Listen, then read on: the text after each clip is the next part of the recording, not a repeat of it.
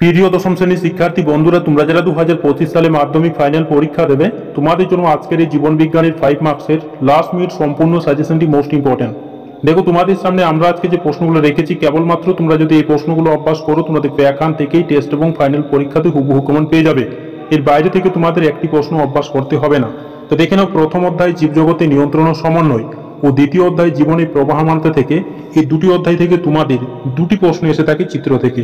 এর মধ্যে যে কোনো একটি প্রশ্নের অ্যান্সার করতে হয়, তো তোমাদের মাত্র আমরা একটি প্রশ্ন বলে দেবো, সেই প্রশ্নটিও তোমরা যদি অভ্যাস করো, তোমরা দেখবে এখান থেকে 100% হুবহু কমন পেয়ে যাবে।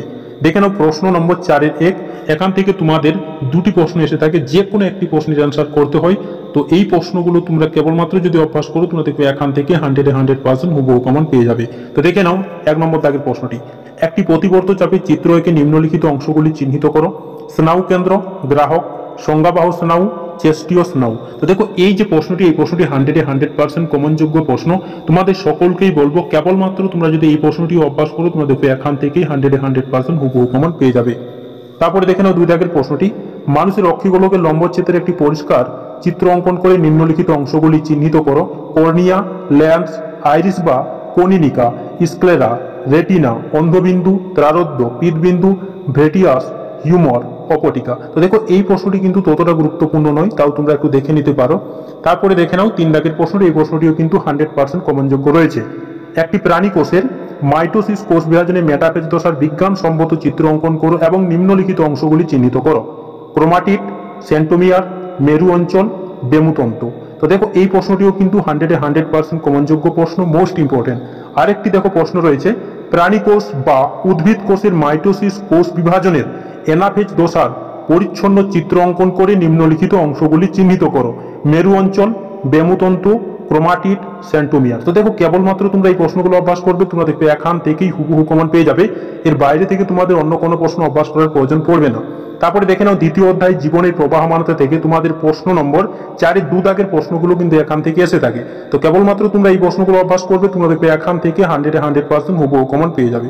তো দেখে নাও প্রথম প্রশ্নটি। ফার্নির অনুক্রম শব্দচিত্রের সাহায্যে বর্ণনা করো। স্বপরাগযোগ ও ইতরপরাগযোগের সুবিধা অসুবিধাগুলি লেখো।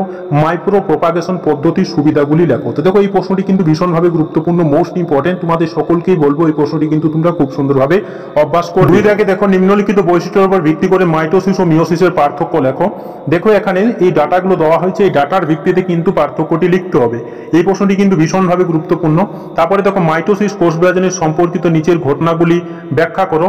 স্পাইরালাইজেশন ও ক্রোমোজোমের চলন। তো দেখো, এই প্রশ্নটি কিন্তু ভীষণভাবে গুরুত্বপূর্ণ, তোমরা এই প্রশ্নটি খুব সুন্দরভাবে অভ্যাস করবে। তারপরে দেখে নাও 3 দাগের প্রশ্নটি। শব্দচিত্রের সাহায্যে সুপুষ্প যৌনজনন পদ্ধতি দেখাও। এই প্রশ্নটিও কিন্তু ভীষণভাবে গুরুত্বপূর্ণ। মিওসিস বৈশিষ্ট্যগতভাবে মাইটোসিস থেকে পৃথক, তুমি কিভাবে বক্তব্যটি যথার্থতা প্রমাণ করবে, এই প্রশ্নটিও কিন্তু খুব গুরুত্বপূর্ণ একটি প্রশ্ন, মোস্ট ইম্পর্টেন্ট। তারপরে প্রশ্নটি দেখো, অ্যামাইটোসিস কোষ বিভাজনকে প্রত্যক্ষ কোষ বিভাজন এবং মাইটোসিস কোষ বিভাজনকে পরোক্ষ কোষ বিভাজন বলা হয় কেন? ইউক্রোমাটিড ও হেটারোক্রোমাটিনের মধ্যে দুটি পার্থক্য লেখো। দেখো, এই যে প্রশ্নটি, এই প্রশ্নটিও কিন্তু ভীষণভাবে গুরুত্বপূর্ণ। আমরা দেখো যে প্রশ্নগুলোই রেখেছি, এই প্রশ্নগুলো কিন্তু মোস্ট ইম্পর্টেন্ট, প্রত্যেকটি প্রশ্নই কিন্তু গুরুত্বপূর্ণ রয়েছে। তোমরা এই প্রশ্নগুলো কিন্তু খুব সুন্দরভাবে অভ্যাস করবে, তোমাদেরকে এখান থেকে 100% হুবহু কমন পেয়ে যাবে। তারপরে প্রশ্নটি দেখো, যৌনজননের উপযুক্ত উদাহরণ সহ 5টি পদ্ধতি বর্ণনা করো। কোষ চক্রের দশাগুলোর নামগুলি ছকের সাহায্যে দেখাও। Most important. ক্রোমোজোমের রাসায়নিক উপাদান ছকের সাহায্যে দেখাও। ডিএনএ ও আরএনএর পার্থক্য লেখো। মোস্ট ইম্পর্টেন্ট কিন্তু এই প্রশ্নগুলো। তারপরে দেখানো তৃতীয় অধ্যায় বংশগতি ও কয়েকটি সাধারণ জিনগত রোগ থেকে তোমাদের প্রশ্ন নম্বর 4-এর 3 দাগের প্রশ্নগুলো কিন্তু এখান থেকে এসে থাকে। তো তোমরা দেখো, এই প্রশ্নগুলো কেবলমাত্র অভ্যাস করবে, তোমরা দেখো এখান থেকে 100% হুবহু কমন পেয়ে যাবে। তো দেখে নাও প্রশ্নগুলি। একটি সংকর কালো গিনিপিকের সঙ্গে একটি বিশুদ্ধ কালো গিনিপিকের মিলন ঘটালে যে যে ধরনের অপত্য গিনিপিক উৎপন্ন হতে পারে তা একটি চেকারবোর্ডের সাহায্যে দেখাও। মেন্ডেলের স্বাধীন বিন্যাসের সূত্রটি বিবৃতি করো। মেন্ডেলের পৃথক ভবনের সূত্রটি বিবৃতি করো। মোস্ট ইম্পর্টেন্ট কিন্তু। তারপরে প্রশ্নটি দেখো, অনেক সময় দেখা যায় যে বাবা মা উভয় স্বাভাবিক, কিন্তু তাদের এক ছেলের বর্ণান্ধ হয়েছে, এটি কিভাবে সম্ভব তা একটি চেকারবোর্ডের সাহায্যে ব্যাখ্যা করো। পরের প্রশ্নটিও দেখো ভীষণভাবে গুরুত্বপূর্ণ রয়েছে। মেন্ডেল নির্বাচিত মটর গাছের 7 জোড়া বিপরীতধর্মী বৈশিষ্ট্য সারণীর সাহায্যে দেখাও। বংশগতি বৈজ্ঞানিক ধারণা গড়ে তুলতে মেন্ডেল মটর গাছ সংক্রান্ত পরীক্ষাগুলি যুগান্তরকারী। এই পরীক্ষাগুলিতে তার সাফল্যের 3টি কারণ লেখো। মোস্ট ইম্পর্টেন্ট কিন্তু প্রত্যেকটি প্রশ্নই। পরের প্রশ্নটি দেখো, একজন হিমোফিলিয়া আক্রান্ত পুরুষের সঙ্গে একজন হিমোফিলিয়া বাহক মহিলার বিবাহ হলে সন্তানদের মধ্যে হিমোফিলিয়া হওয়ার সম্ভাবনা কতখানি তা চেকার বোর্ডের সাহায্যে দেখাও। দেখে নাও, জেনেটিক কাউন্সেলিং এর গুরুত্ব লেখো, থ্যালাসেমিয়া রোগের দুটি লক্ষণ লেখো, গোলাপি সন্ধ্যামালতী ফুলের সনিষ্কের ফলে উৎপন্ন অপত্যে জিনোটাইপ ও ফিনোটাইপের অনুপাত লেখো, মানুষের লিঙ্গ নির্ধারণে পিতার ভূমিকা ব্যাখ্যা করো। এই প্রশ্নগুলো কিন্তু প্রত্যেকটি প্রশ্নই ভীষণভাবে গুরুত্বপূর্ণ। তারপরে প্রশ্নটি দেখো, ম্যান্ডেল এক সংকর জনন পরীক্ষার ফলাফল চেকার বোর্ডের মাধ্যমে দেখাও, অসম্পূর্ণ প্রকটতা উদাহরণের সাহায্যে ব্যাখ্যা করো। বাবা ও মা থ্যালাসেমিয়া বাহক হলে তাদের কত শতাংশ সন্তানের থ্যালাসেমিয়া হবার সম্ভাবনা থাকে তা চেকার বোর্ডের সাহায্যে দেখাও। থ্যালাসেমিয়া রোগের কারণগুলি লেখো। তারপরে প্রশ্নটি দেখো, ভীষণভাবে গুরুত্বপূর্ণ, একটি সংকর গোল ও হলুদ দেখো বীজযুক্ত উদ্ভিদের সঙ্গে অপর একটি সংকর গোল ও হলুদ বীজযুক্ত উদ্ভিদের মিলন ঘটাতে যে যে ধরনের অপত্য উৎপন্ন হয় তা একটি চেকার বোর্ডের সাহায্যে দেখাও। পরে প্রশ্নটি দেখো, ভীষণভাবে গুরুত্বপূর্ণ, দ্বিসংকর জনন পরীক্ষাটিকে চেকার বোর্ডের সাহায্যে দেখাও, এই পরীক্ষা থেকে প্রাপ্ত সূত্রটি লেখো। দেখো, এই প্রশ্নগুলো তোমরা কেবলমাত্র অভ্যাস করবে, তোমাদেরকে এখান থেকে 100% উপকমন পেয়ে যাবে। এর বাইরে থেকে তোমাদের অন্য কোনো প্রশ্ন অভ্যাস করতে হবে না। তারপরে দেখো, চতুর্থ অধ্যায় অভিব্যক্তি ও অভিযোজন থেকে দেখে নাও, মরুভূমিতে বসবাসকারী উপযোগী হওয়ার জন্য উটের কি কি অভিযোজন হয়েছে তা বর্ণনা করো। উটের অতিরিক্ত জলক্ষয় সহনে অভিযোজনগুলি লেখো। ক্যাকটাসের পূর্ণকাণ্ড ও পায়রার বাউর থলির অভিযোজনগত গুরুত্ব লেখো। দেখো, এই প্রশ্নটি কিন্তু খুব গুরুত্বপূর্ণ প্রশ্ন, মোস্ট ইম্পর্টেন্ট। পরের প্রশ্নটি দেখো, ঘোড়ার বিবর্তন ঘটিত প্রমাণের ক্ষেত্রে জীবাশ্মর গুরুত্ব আলোচনা করো। মৌমাছি কিভাবে খাদ্যের উৎসের সন্ধান ও অন্যান্য সদস্যদের জানায় তা বর্ণনা করো। বিভিন্ন মেরুদণ্ডী প্রাণীর হৃৎপিণ্ডের গঠন কিভাবে ওই ব্যক্তিকে সমর্থন করে। মোস্ট ইম্পর্টেন্ট কিন্তু এই প্রশ্নগুলো। পরের প্রশ্নটি দেখো, অর্জিত বৈশিষ্ট্য বংশানুসরণ বলতে কি বোঝো। ব্যবহার ও অব্যবহারের সঙ্গে নিষ্ক্রিয় অঙ্গের সম্পর্ক লেখো। জৈব অভিব্যক্তি সম্পর্কিত ল্যামার্কের তত্ত্বটি সংক্ষেপে আলোচনা করো। পরে প্রশ্নটি দেখো, ভীষণভাবে গুরুত্বপূর্ণ রয়েছে, মিলার ও উডের অভিব্যক্তি সংক্রান্ত পরীক্ষাটি বর্ণনা করে ফলাফল বিশ্লেষণ করো। ডারউইনের অভিব্যক্তি সংক্রান্ত তত্ত্বের নিম্নলিখিত 3টি বিষয় আলোচনা করো। দেখো, অত্যাধিক হারে বংশবৃদ্ধি, প্রকরণ, উদ্ভব, প্রাকৃতিক নির্বাচন। পরে প্রশ্নটিও দেখো, ভীষণভাবে গুরুত্বপূর্ণ রয়েছে, অভিব্যক্তি সাপেক্ষে হৃৎপিণ্ডের গঠনের সাদৃশ্য সংক্রান্ত প্রমাণ বর্ণনা করো। অর্জিত বৈশিষ্ট্যের বংশানুসরণ একটি করে উদাহরণ দাও। সমাবৃত্তি অঙ্গ বলতে কি বোঝো। ইনসিটু এক্সিটু সংরক্ষণের সুবিধা ও উপায়গুলি লেখো। তো দেখো, কেবলমাত্র তোমরা এই প্রশ্নগুলো অভ্যাস করবে, তোমাদের এখান থেকে 100% উপকমন পেয়ে যাবে।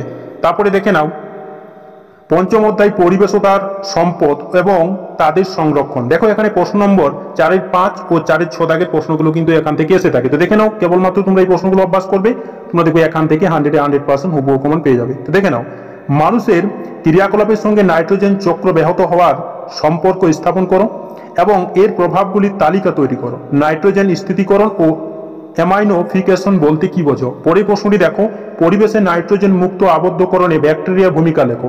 নাইট্রোজেন চক্রের ধাপসমূহ একটি পর্যায় চিত্রের সাহায্যে দেখাও। পরের প্রশ্নটি দেখো, ভীষণভাবে গুরুত্বপূর্ণ, জীববৈচিত্র্য সংরক্ষণের নিম্নলিখিত প্রকল্পগুলি ভূমিকা বিশ্লেষণ করো। দেখো, Asiatic lion project, project red panda, project tiger, Indian rhino ভীষণ। মোস্ট ইম্পর্টেন্ট কিন্তু এই প্রশ্নগুলো। পরের দেখো, প্রশ্নটি ভীষণভাবে গুরুত্বপূর্ণ, ওষুধ প্রস্তুতি, জলবায়ু নিয়ন্ত্রণ ও অর্থনৈতিক গুরুত্ব রক্ষায় জীববৈচিত্র্যের ভূমিকা লেখো। ভারতে বাঘ সংরক্ষণে ইনসিটু প্রচেষ্টা গ্রহণ করা হয়েছে তার একটি তালিকা তৈরি করো। পরে প্রশ্নটি দেখো, ভীষণভাবে গুরুত্বপূর্ণ, ক্রমবর্ধমান জনসংখ্যা কিভাবে বস্তুতন্ত্র, কৃষি জমি এবং মিষ্টি জলের ওপর বিরূপ প্রভাব বিস্তার করে সেটি উল্লেখ করো। জনবিস্ফোরণের ফলে কিভাবে পরিবেশ দূষণ হয় তা লেখো। মানুষের কার্যকলাপ কিভাবে মাটি দূষণ হয়। মোস্ট ইম্পর্টেন্ট কিন্তু এই প্রশ্নগুলো। পরে প্রশ্নটি দেখো, খাদ্য উৎপাদন, ওষুধ প্রস্তুতি ও জলবায়ু নিয়ন্ত্রণে জীববৈচিত্র্যের গুরুত্ব লেখো। পিবিআর বলতে কি বোঝো। পরে প্রশ্নটি দেখো, ভীষণভাবে গুরুত্বপূর্ণ রয়েছে, জীববৈচিত্র্য হ্রাসের কারণগুলি উদাহরণ সহ উল্লেখ করে লেখো। জীববৈচিত্র্যের গুরুত্ব লেখো। জীববৈচিত্র্য হটস্পট নির্ধারণের শর্তগুলি লেখো। রেড পান্ডা ও কুমির সংরক্ষণ হ্রাসের কারণগুলি লেখো। মোস্ট ইম্পর্টেন্ট কিন্তু এই প্রশ্নগুলো। পরে প্রশ্নটি দেখো, ড্রাগস ও ওষুধ প্রস্তুতি, বস্তুতন্ত্রের ভারসাম্য রক্ষা এবং অর্থনৈতিক পরিপ্রেক্ষিতে জীববৈচিত্র্যের গুরুত্ব উল্লেখ করো।